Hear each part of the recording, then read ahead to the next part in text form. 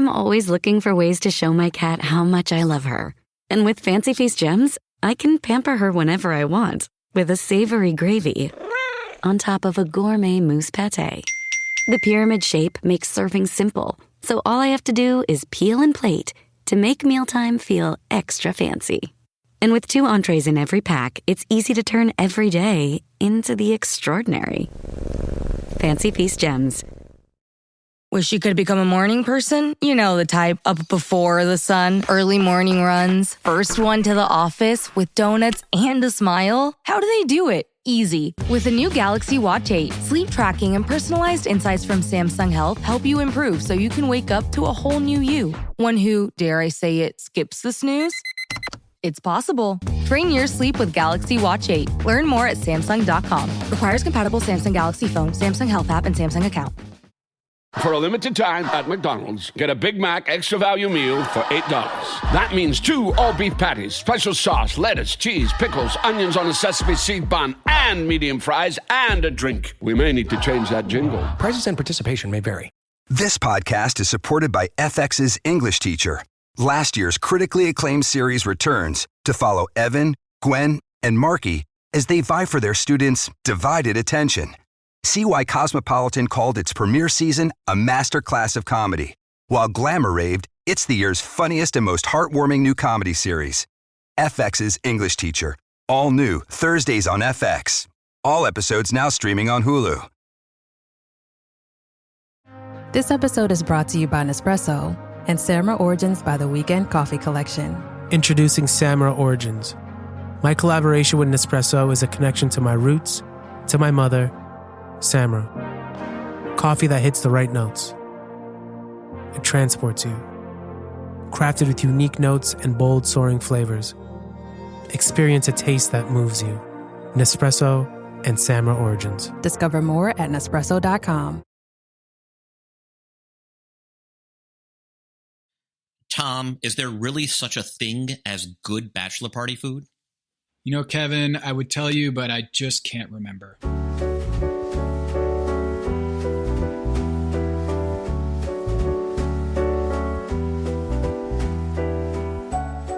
This is Pack Your Knives. I'm Kevin Arnovitz. And I'm Tom Haberstroh.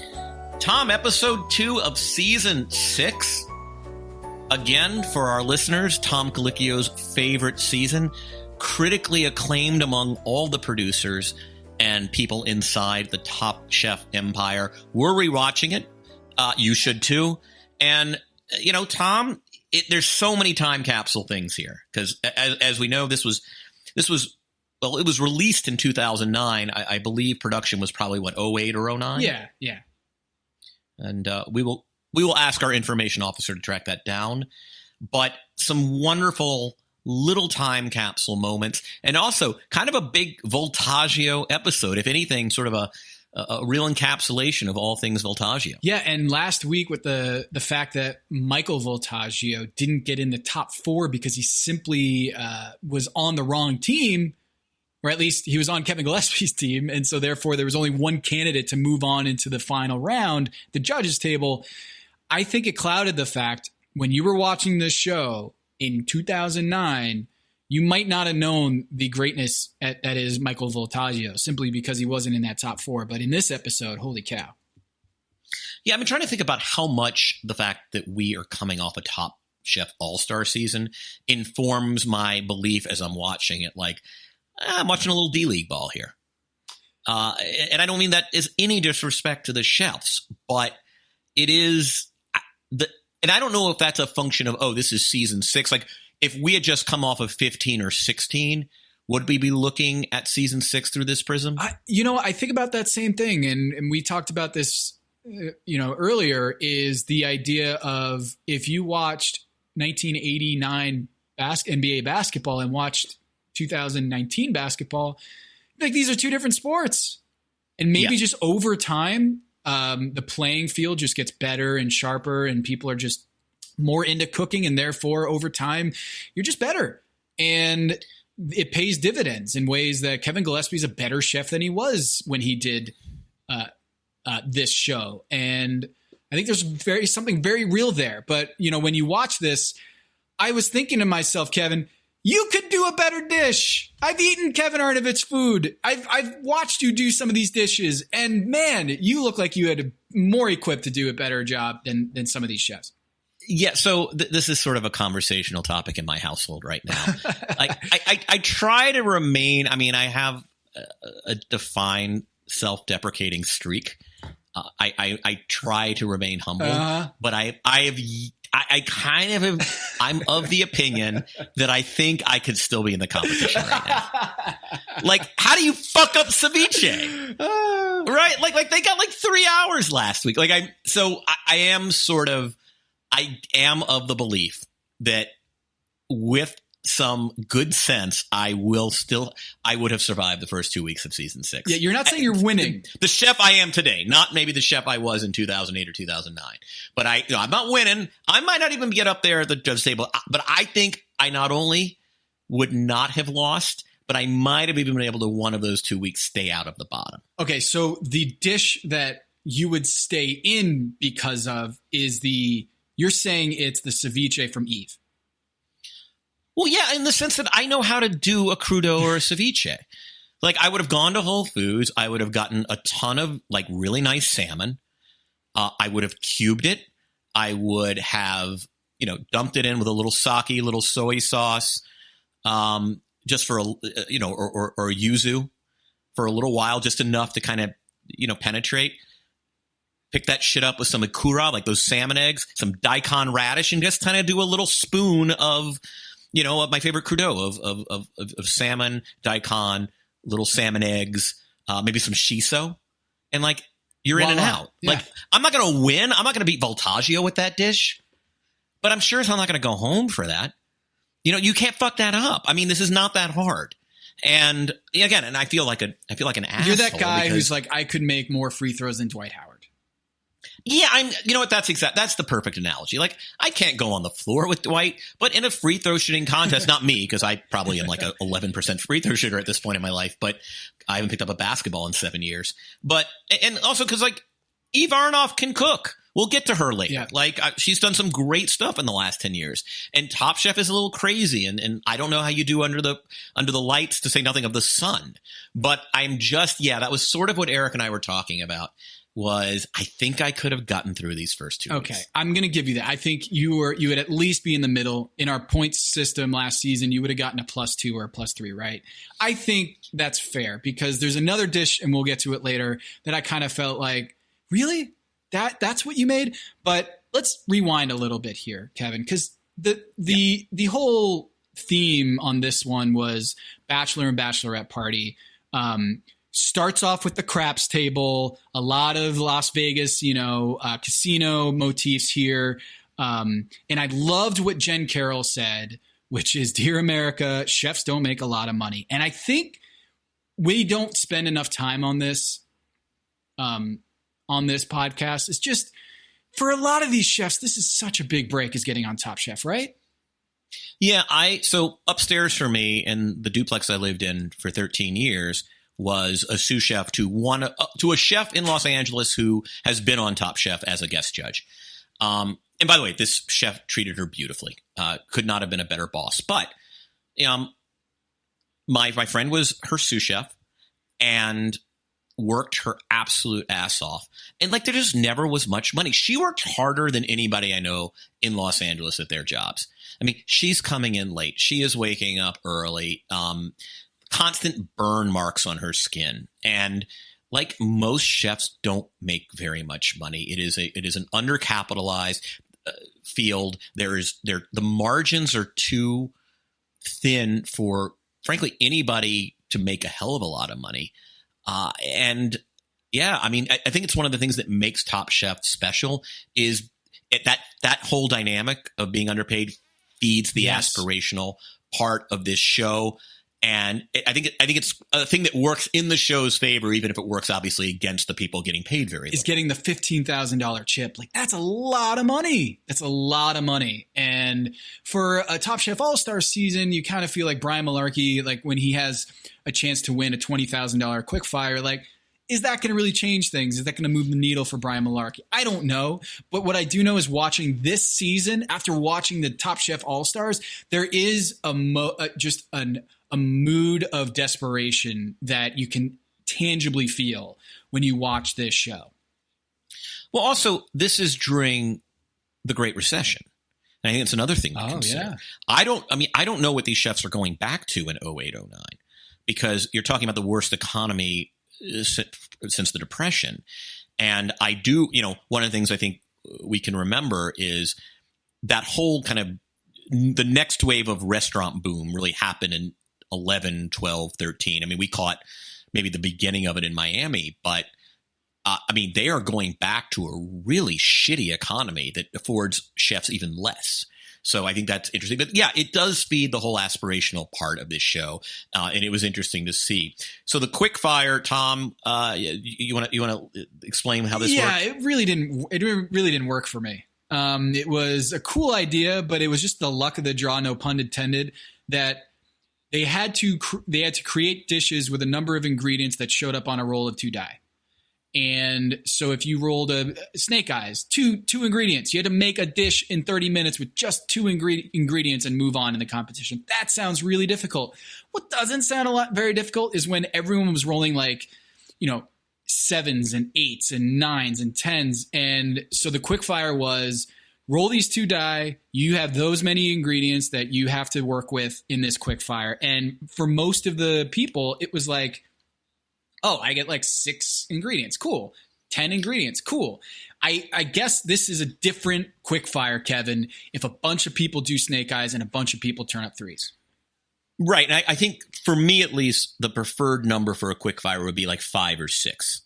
Because I do think there's that whole Top Chef thing where you're in danger of trying to be too cute if you get 11 or 12. Yeah. The Kitsuji I think there's problem. virtue to keep it. Right. It's a Kasuji issue. He would roll one of those Dungeons and Dragons dies that goes all the way to freaking 20, But I would want 5.5, 6, 6.5. I mean, to me, that's a good over under. Kevin wins it and he has 10, but that guy knows what he's doing. But it was Todd English was the guest judge, uncommonly good looking for a chef. And I mean, no disrespect to the chef community, but I'll say no more. And they just got to do with their ingredients. And, Kevin gets the 10 and nails it. I was expecting coming on the 5, 6ers to nail it because, again, it's a lot you got to consider.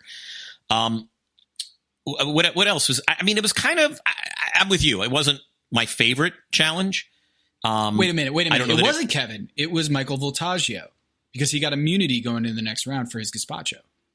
Right. And he did kind of a deconstruct, not a deconstruct. It was a gazpacho. Jin had another good showing with, something that I thought wouldn't win, the smoked salmon, just because it's a product that's already there. Mm-hmm. And yet she got that. Kevin showed well as, and to no surprise, the Brian Voltaggio is not a quickfire guy.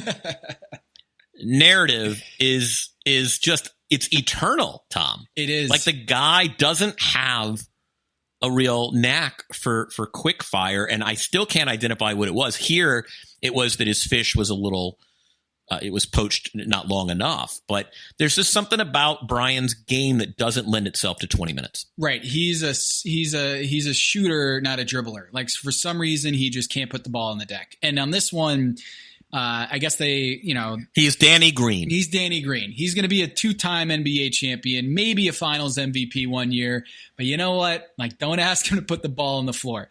So he gets knocked for, I think the fish wasn't cooked enough and also too much yuzu. And I kind of feel like the puree that he did, I almost feel like he did this exact dish in Top Chef 17. I'd have to rewind and watch, but it kind of felt like a Brian Voltaggio dish, and it got him on the bottom for this. Yeah, there were so many fun little, I was talking about the time capsules. The chimichurri, which Todd English called the sauce of the year, totally brought back memory. Yeah, that was the year that chimichurri was the essentially the new chutney next to every protein dish, right? It was also funny to see that English went with the interesting when he didn't want to insult, Eve on her quick fire, that blue cheese with whatever the hell else it was. But Yeah, I mean, this is a totally passable quickfire challenge. Jessie got dinged for not having enough sear on her scallop, which totally fair. Yeah, you want that because that's the best part. That what that brown butter does to that little, because that's sort of that's the contrast, right? Because I like my scallop when I sear it, and we pan sear scallops a lot here. Can you do it with olive oil? I feel like you can, right? Like, yeah, I actually, you know what I use? I use a combo of olive oil and butter. Okay. That's kind of what I always like to do. But it's really fucking easy. I mean, you got to get it really hot, and then you plop it down and don't touch it. There's always this sense that you kind of want to, don't fucking touch it. And then what I do is when that sear is kind of right there, I sense it's right there, I turn off the pan and flip it. And so you still have some heat coming off that pan, but it's decreasing. And what I find, it gives me just enough cook into, but I get that nice, almost raw in the middle. Man, seared scallops are the easiest, best home food ever. Kevin, I have a question for you. Yeah.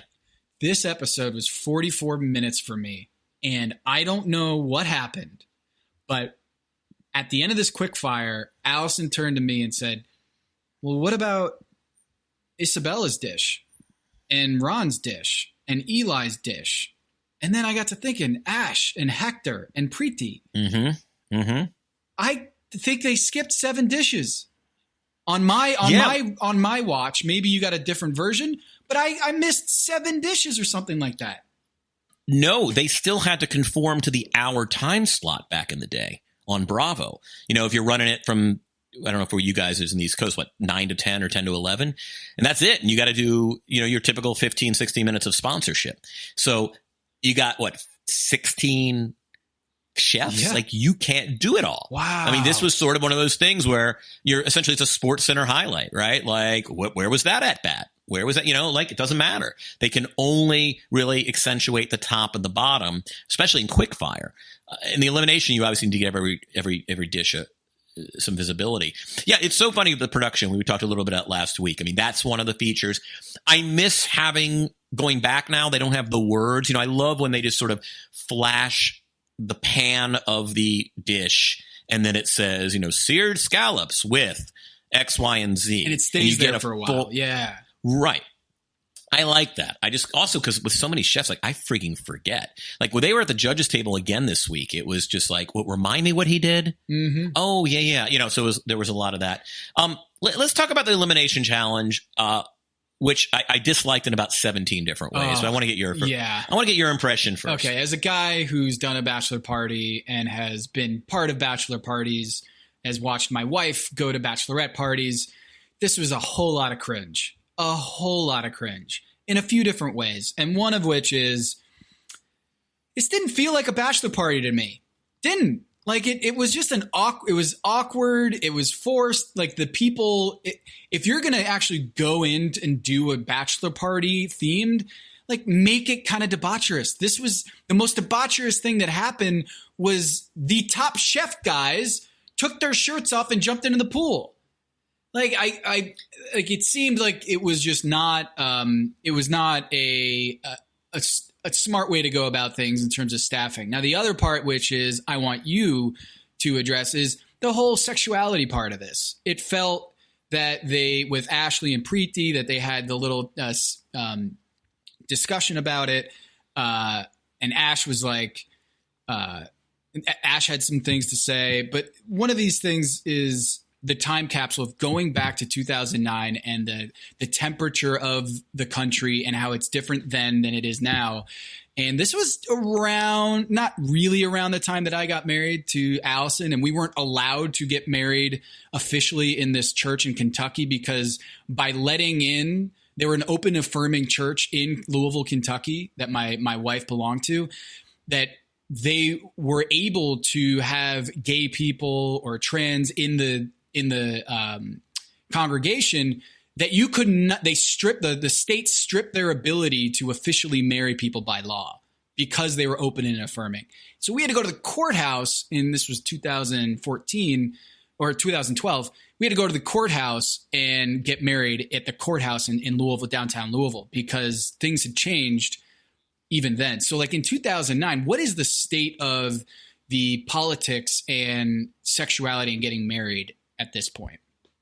Yeah, I mean, this is still a very charged issue. And, you know, you're at a point where even just less than 5 years earlier, in 2004, gay marriage was a major, major issue in the presidential in November election, right? I mean, the ballot measure in Ohio, several across the country. Karl Rove kind of famously marshaled Republican resources to make sure that these measures were on the ballot so as to enhance turnout of certain demographics that would want to come and, you know, codify against gay marriage, but also get their votes in, presumably for the Republican candidate. So it's a very charged moment. Don't forget, you know, we're years ahead of, you know, 2013 and 2015, where you have major, major cases where marriage begins. You know, I mean, you have major cases where marriage begins to become anti-marriage laws begin to come down. Windsor in I think 2013 and Obergefell in 2015. So it's still a very charged thing, and I have to say, so it's complicated for me. One is throughout my youth, like 93 when I came out, until marriage was never really my issue. To this day, my partner and I aren't going to get married aren't going to get married, largely in some sense because I think weddings are just a scam. And if I want to flush $60,000 down the toilet in 4 hours, I have infinitely more interesting ways to do it. So like my position has always been, look, if for whatever reason we have to do this, we're going to go to the courthouse. Yep. We're going to have a set pre-fee lunch at our favorite place with like 8 friends. And then we will be whisked away to LAX for a first class ticket to Athens, at which point we will then get on a boat and drift around in the Aegean Sea for 2 weeks. And I'll still have 15 grand left over, right? Like the idea of just a wedding to me is just, it's an absolute scam. But is this binary men versus women, bachelor versus bachelorette party? Does that, I don't know if the word offends you, but. Yeah, I mean, so it was, I mean, look, I do think it's rubbing your nose a little bit. It is sort of, it's by definition at this moment in time, an exclusionary institution. And I think, and look, that doesn't mean that every wedding I went to, present company included, yours in Louisville, that I'm sitting here saying, yeah. But I do think there was, I mean, it was interesting. I think early in my adulthood, the number of times I wasn't given a +1, but, you know, friends of equivalent grade who weren't married and weren't even dating anybody explicitly, you know, were given +1s. I mean, there was something that seemed exclusionary about the practice. That kind of Ashley hit on a little bit in this episode. Yeah, like I'm probably not reacting the way Ashley did. I'm probably somewhere between Ashley and Preeta and you know, maybe Ash. But I mean, I get her point. I mean, I was actually just as offended by the gendered teams, just because it's so retrograde. It's so basic, you know. And by the way, there are a lot of other things about the episode, like having to pair your dish with a shot. I mean, again, basic, right? But just even then, and wait, I got more. Tom. Wait, but on that shot one, Moscow Mule is not a shot; it's a cocktail. Right, it's a shot in a cocktail or a cocktail in a shot. And by the way, you know, the fashion at that party. Why am I seeing a guy in a Trilby hat? I mean, maybe it's 2009, but like there's so much shit in this episode. To say nothing of like a bunch of forgettable dishes. But I am a big season 6 fan. Tom, I look forward to progressing with you in this season. There are going to be some amazing moments. This episode was not one of them. No, it wasn't. There's. Oh, by the way, wait, one more. Why is there a guy in a sweater? In a V-neck sweater, in a sea green V-neck sweater. It's Vegas. I mean, there's so much heat that like the shiso leaves are curling up and wilting, but this motherfucker's in a sweater. Scarf. Yeah, he's wearing a scarf and he's got mittens on or something like that. Like what is, so there's just so much wrong with this episode, but anyway. Yeah.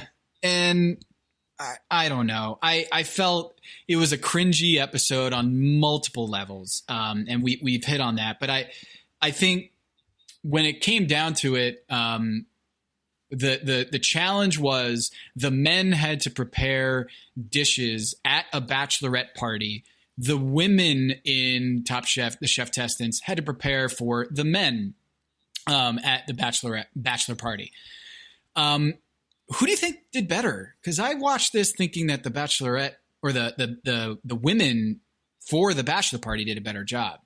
I was surprised that the men actually came out on top. Hello, listener. It's producer Maze here to talk to you about Kindred. Now, close your eyes like Owen Wilson during a job interview and imagine a way to travel that feels personal, comfortable, and connected without the price tags and the sterile feelings of hotels or short-term rentals. Now open your eyes and stop using your imagination because Kindred has made it very real. That's exactly what they do. Kindred is a members-only home swapping network. It's not a hotel. It's not a short-term rental. It's a smarter way to travel where each stay feels like home. Here's how it works. With Kindred, your home is your ticket. You earn credits by hosting fellow Kindred members, and then you use those credits to stay in over 220,000 homes in more than 100 cities worldwide. There are no hotel costs or rental fees, just the credits that you've earned. Every stay comes with white glove service, 24/7 trip support, and $100,000 in host protection. Make it easier for you to travel and enjoy yourself and not worry about details. I've used Kindred and I found an amazing home for a weekend getaway in an idyllic location with amazing views and great ambiance. It had everything I needed. And the best part was, it cost me $0. So apply now at livekindred.com and use code DINGS to join for free. Plus, you'll earn 5 nights of travel credit just for signing up. That's right, that's 5 whole nights for free at livekindred, KINDRED.com, code DINGS, DINGS, livekindred.com, code DINGS. Hello, listener. It's producer Maze here to talk to you about Quince and their cookware. Cooler nights mean cozy meals at home, and Quince's cookware has made fall cooking so much more enjoyable. Their pieces deliver the quality and performance of luxury brands, but at a price that makes sense. And they look gorgeous on the stovetop, too. No matter what item you need to complete your kitchen, Quince has you covered. With 5-ply stainless steel pots and pans, nonstick skillets, chef-quality knives, and even ceramic bakeware, which is perfect for cozy casseroles or Sunday roasts. And when you look at these prices, you might think, how is Quince doing this? How do they deliver high-quality items similar to high-end brands that are half the price? Well, let me tell you, they partner directly with ethical top-tier factories to cut out the middlemen and pass the savings on to you. And it's not just cookware. I got myself some bath sheets. That's right. When you're a tall man, you have to use bath sheets, not bath towels from Quince.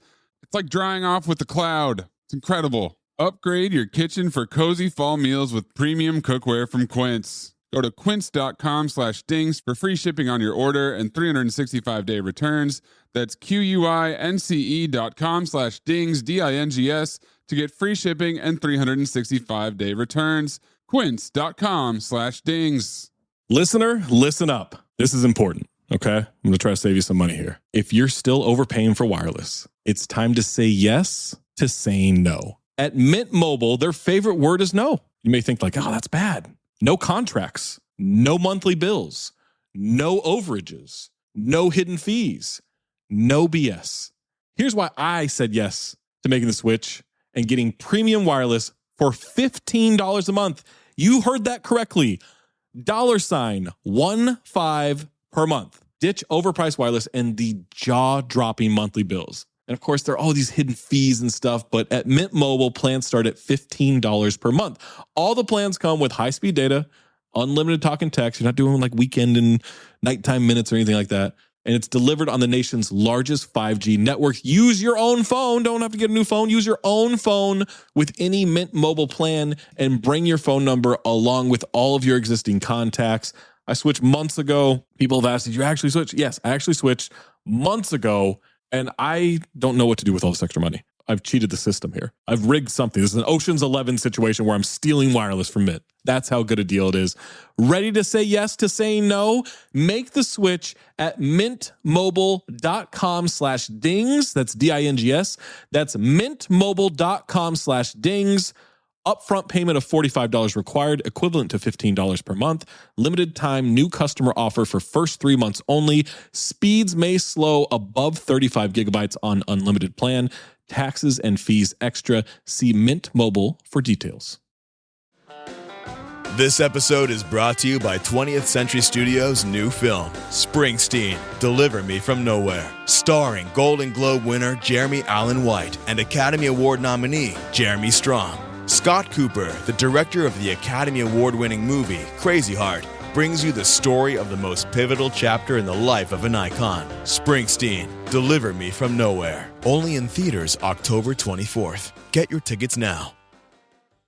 The family that vacations together stays together. At least, that was the plan. Except now, the Dastardly desk clerk is saying he can't confirm your connecting rooms. Wait, what? That's right, ma'am. You have rooms 201 and 709. No, we cannot be 5 floors away from our kids. The doors have double locks. They'll be fine. When you want connecting rooms confirmed before you arrive, it matters where you stay. Welcome to Hilton. I see your connecting rooms are already confirmed. Hilton, for the stay.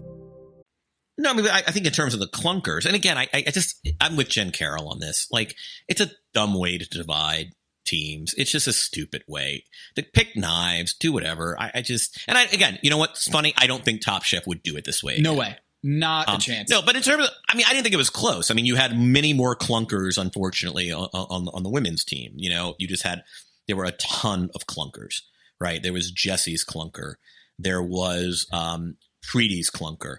There was Eve's clunker. Ashley's panna cotta was a clunker. And I think I'm even forgetting something. I don't think there were any panna cotta. I mean, come on. In 115 degrees outside. And by the way, rookie Top Chef mistake. Never make 2 when you can make 1. You double the chances. And the funny thing is if you would have, it's not like a second amazing dish would have gotten you any farther up the standings than having 1 amazing dish, right? Like, you can only lose with that second dish. You can never win. This is the duo curse, Kevin. The duo curse of Top Chef is a very real thing. Brian Malarkey last season in All Stars did a duo and got hit, and he said it. Top Chef does not like duos. And maybe this is where this started to catch fire a little bit, is in this episode.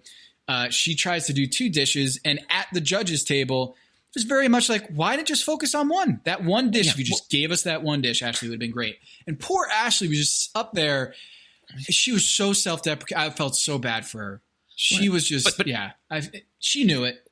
She knew it. It's the iron law of Top Chef, Tom. The iron law of Top Chef is your success and your failure will be judged on the lesser of your 2 dishes, never on the greater. That's right. Right? If you did one good dish, the very fact that you didn't stop there is going to be held against you. Right. And this is the iron law. And it's old school. So, I obviously think the compliment of the male-made dishes were better. It's just... It was not, there's so many things I didn't love about this challenge. I mean, what's worth talking about here? So the Thai lettuce wrap cup chicken was my thing that I underlined, that Jesse's dish was something that you could have nailed better or done something better than that. And they actually didn't like Eve's dish more so than that dish. But I think when you look at Eve, let's get into Eve, because I think Eve is a robot sent from another planet during this episode. The whole ninja, the whole fact that she's named a ninja, and then she's a clumsy, and there's like this little cutaway of her holding a knife, and I think it was Jen who's like, watch out for that knife. I burst out laughing because, like, in my head I had this theory that Eve is just the way she speaks. I was like, I don't know if Top Chef is the right thing. Maybe she just needs to be at a restaurant, because being on camera and doing all this stuff, I feel like someone's going to get stabbed. And then boom, she almost stabbed someone. And I was like, oh no. And Eve, even in the last episode, I just felt like she was a fish out of water and didn't really belong in this group. But her resume is outstanding. And when she came up with the shrimp and avocado ceviche, I was just like, oh boy, that's not good. Well, I was like, actually, my thing is, okay, she'll survive, because how do you fuck that one up? But what's interesting is she's had some really interesting stuff. She has a place that is loved in Ann Arbor called Frida Batidos, which does Cuban street food, and they just opened location in the last year, unfortunately, down in Detroit near the ballpark. And it's kind of it's a fan favorite, Tom. I mean, Frida Batidos, it's a cute space, Cuban street food, fast casual, and so she's done really good work since her unceremonious ejection from Top Chef for being quite possibly the worst 2-week chef in the history of the show. Yeah. I actually looked at she's this, done some good work. Kevin. I actually looked up the Yelp. I don't know. I'm one of these guys that actually uses Yelp, even though I feel like a lot of chefs hate the fact that customers use Yelp. But I use Yelp a lot, and just to kind of go through menus or kind of just see what they're about. And this restaurant that Eve is running right now and has been for a very long time, it's one of the most popular restaurants in Detroit. Yes. It's 4.5 stars on Yelp, and it's rated by this. It's the second most highly rated restaurant in like the burger or lunchy category. And it's like an institution in Detroit now. And I wish I'd been to Detroit more to speak on this, but that's a high bar to clear in Detroit. If you're a really good spot in Detroit, you're gonna have a long shelf life. And Eve has done an amazing job. Yeah, I mean, her location in Ann Arbor is just legendary. It is very much part of sort of the college town's life, and as you said, it's incredibly admired. What they do so very well. Yeah, Yelp is kind of an interesting one for me. I don't particularly care for the ratings. Where I find it incredibly useful is I'm in this area, what is within distance, and then I will sort by rating, because I feel like a really superb place will never be lower than a certain amount, But I've got some absolutely favorite San Gabriel joints that have like 3.5 stars, and I don't give a shit. Yeah. Like that's some bullshit. I will go on my own instincts there, but I do love it as a map function because you can just filter. Is it open now? Genre, whatever it is. Like I can totally do. You know what's funny about that place is on the website for Eve's restaurant. There's like a little bio about Eve. And it lists like 15 amazing bullets about her career.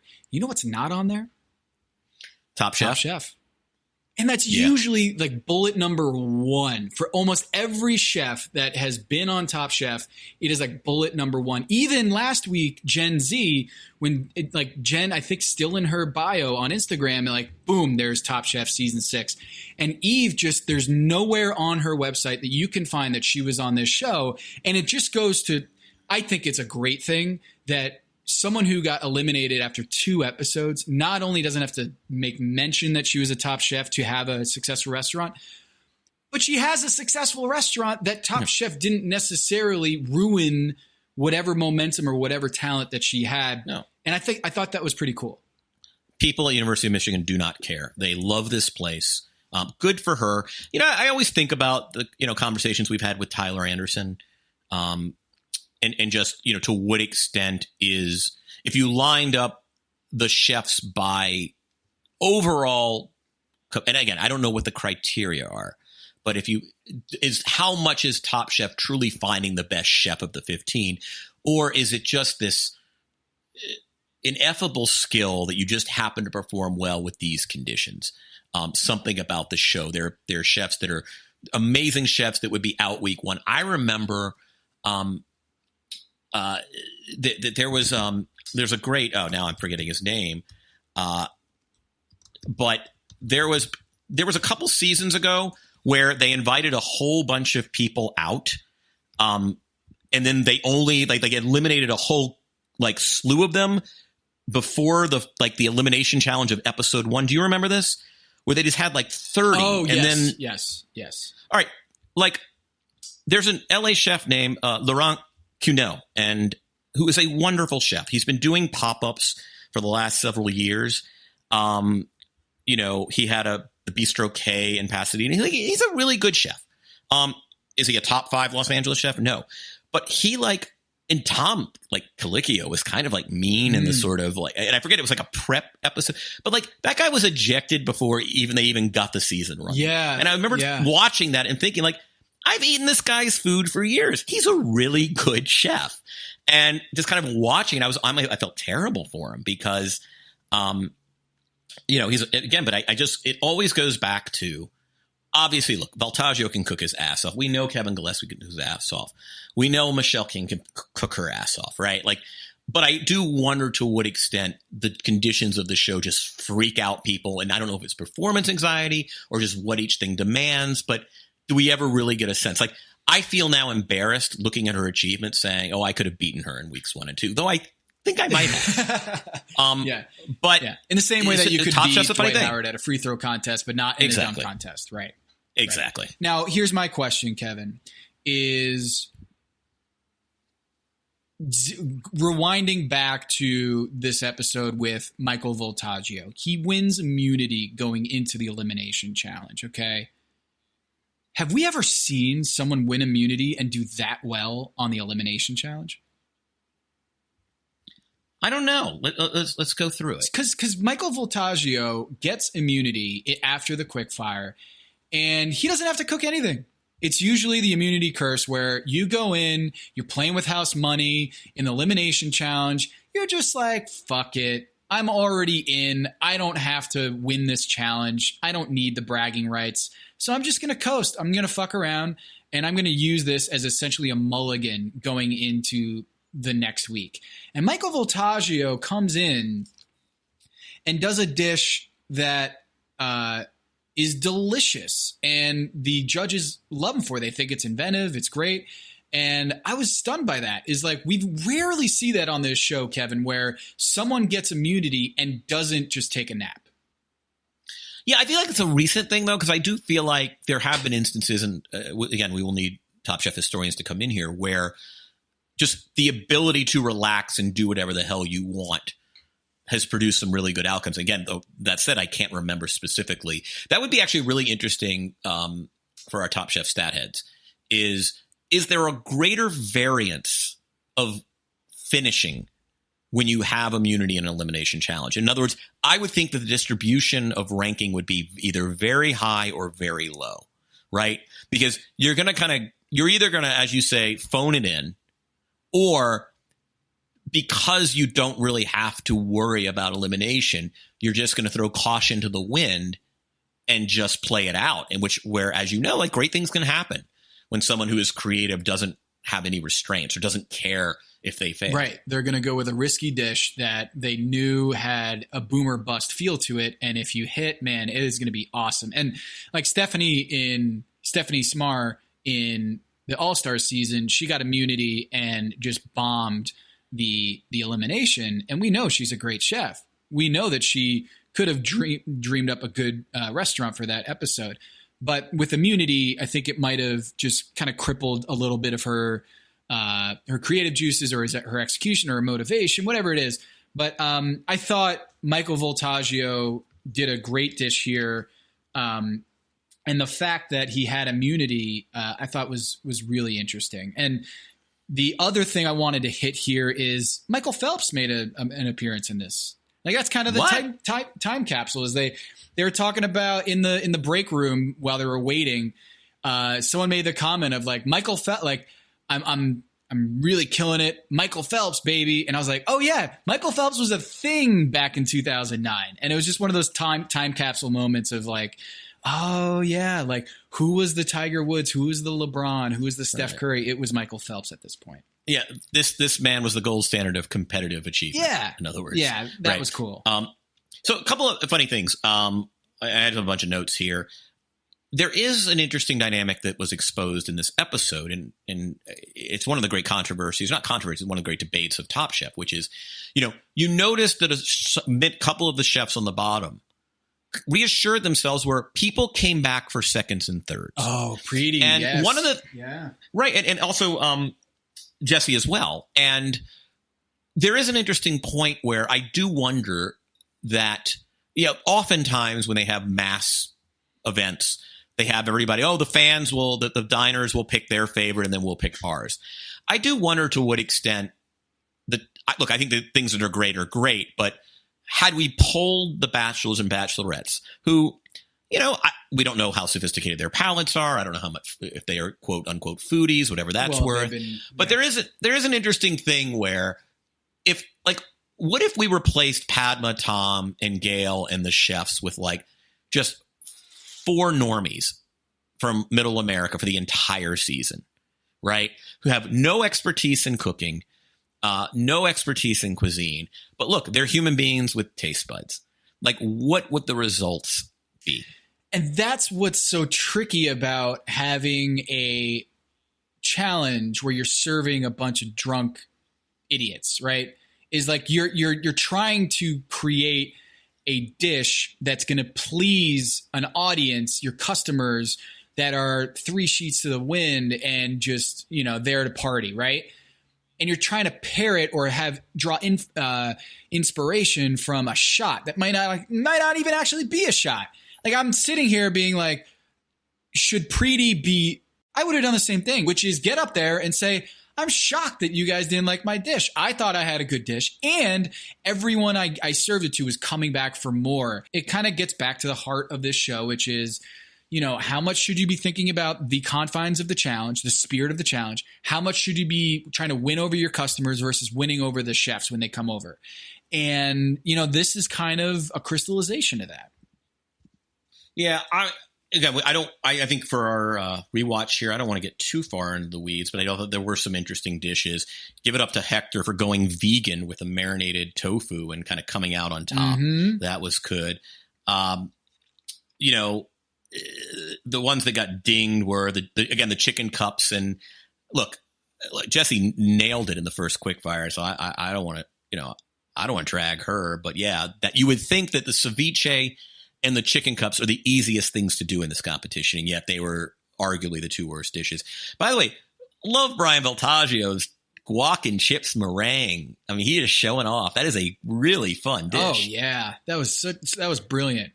Again, not a quickfire guy, but elimination challenge. Brian Voltaggio is your guy. Yeah, and Eli is not a guy we've seen a lot in the first 2 episodes, but the man can cook.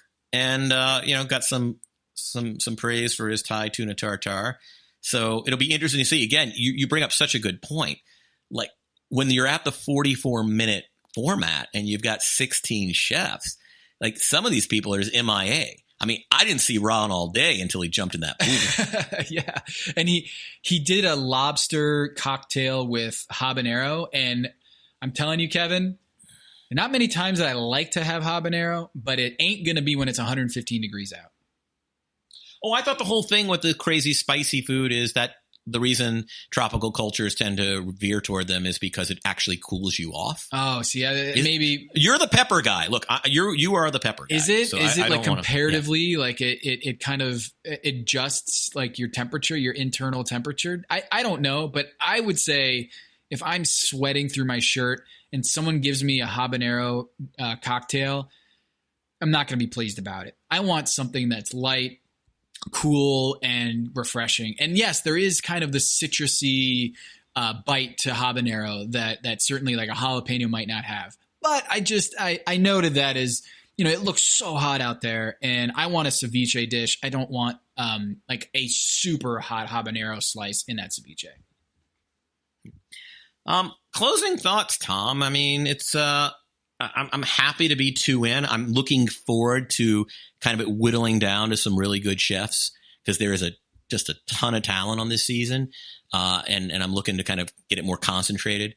I'm looking forward to Restaurant Wars, but any closing observations? Yeah, did you anything production wise? Did you notice anything? Because we spent a lot of time in the first episode, analyzing the actual nuts and bolts of the show that has changed. Did you kind of pick up on what I was saying about the confessionals, how they're looking off camera?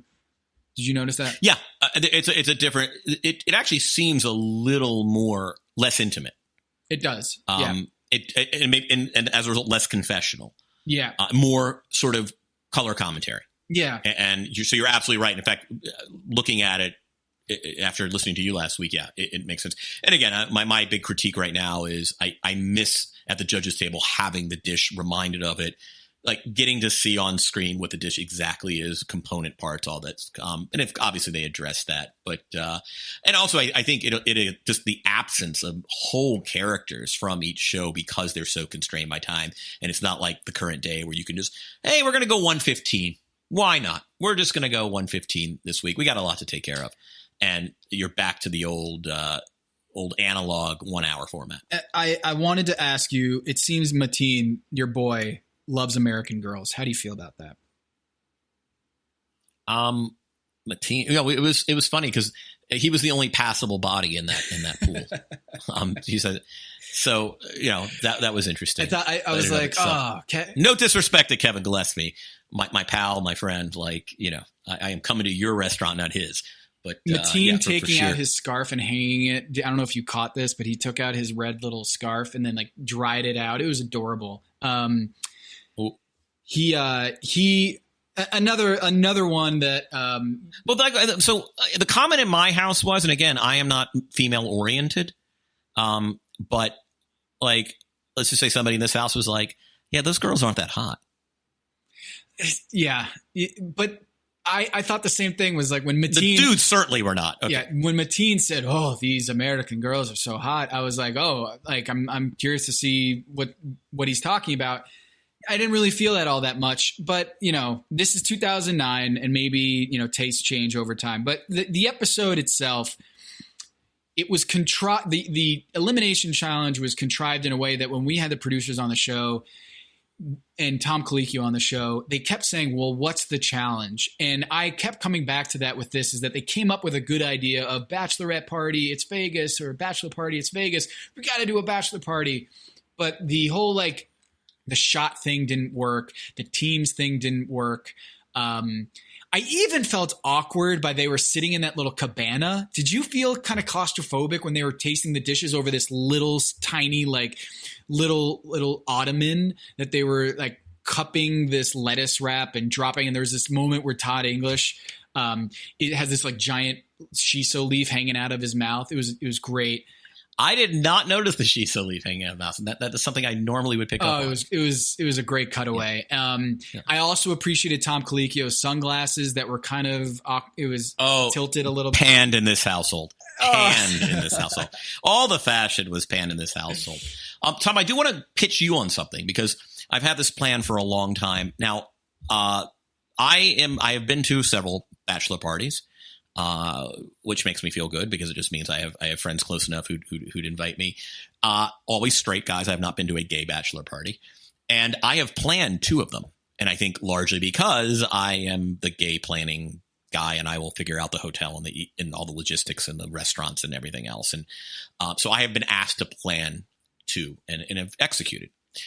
I have an idea for a travel agency called BroGo. And what BroGo would do is it would plan your bachelor party for you from an expert so that you don't have to. And it would just be, you want a golf trip? Great. You want a little whiskey back roads of Kentucky? We can do that too. You want Austin, Texas? We're there. You want Vegas, as pedestrian as that is? Sure. We will make it work. And so BroGo would just be bachelor party trip planning. And by me, by Kevin Arnovitz. Mm-hmm. I'm in. I've often felt that because I have done a bunch of bachelor parties in Vegas. My brother's bachelor party was in Vegas. I've done the fishing trips. I've done New Orleans. I've done a bunch of bachelor parties. And there's always that moment of anxiety of there's so much to plan. And all these people need to be you need to be chauffeured around because everyone's just going to be really drunk and just not thinking, and things needed to be very organized. And part of it is finding that balance of spontaneity of, hey, let's just do whatever we want and have the time of our lives. But you also need to kind of have some guidance on having a reservation at a restaurant. Right. You're not going to get 8 guys into a decent restaurant on a Saturday night without some planning. You got to commit. You got to commit early on we got to plan this out. I just did one at Myrtle Beach, and what I know. Hey, Kevin, look, you couldn't. Kevin, our friend in Boston. This is one of the things where I was like, being in the South, it's a cheaper bachelorette. But Chris Forsberg at NBC Sports Boston, he's got family in Myrtle Beach, and he gave me a couple. Wait, this was his? No, this is. I was planning a bachelor party in Myrtle Beach for my buddy, and Chris Forsberg and I were doing a podcast, and I was like, "Oh, I'm going to Myrtle Beach next week," or whatever it was. And he's like, "Oh, I go to Myrtle Beach like a bunch of times every year. Like my mom's family's from Myrtle Beach, so I have all these spots." And he talked to me about just game planning for a Myrtle Beach bachelor party for a while. And one of the things we settled on was a Brazilian steakhouse. Now, Kevin, I know some people might not be down for a Brazilian steakhouse, but at a bachelor party, Kevin, when you're drunk and you just want to... Oh, hey, I'm not... Listen, as a carbophobe, we've had this conversation a million times on this podcast. I am a gay man from Los Angeles. I just want protein and greens. So...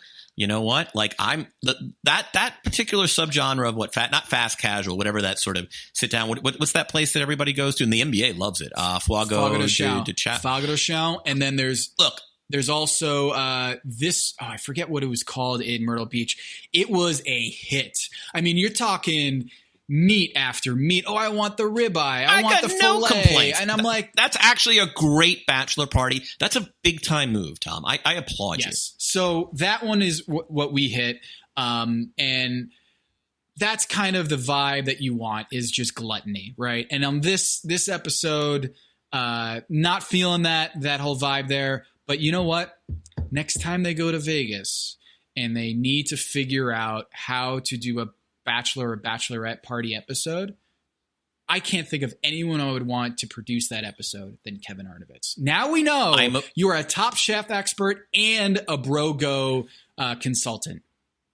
I am looking for seed money if anybody would like to finance BroGo. I think it is a great concept. And I'm open for business. And is this in multiple cities, or would you try to just master, let's say, Los Angeles? Nope. I will globally. I will. I mean, from Scotland to Melbourne, I can plan a bachelor party anywhere. All right. So this is it. This is how I'm going to lose you, Kevin. Is just you're going to go off into this BroGo company, and I'm never going to see you again. My coffers are open. For Tom Haberstroh, this is Kevin Arnovitz, and this is Pack Your Knives.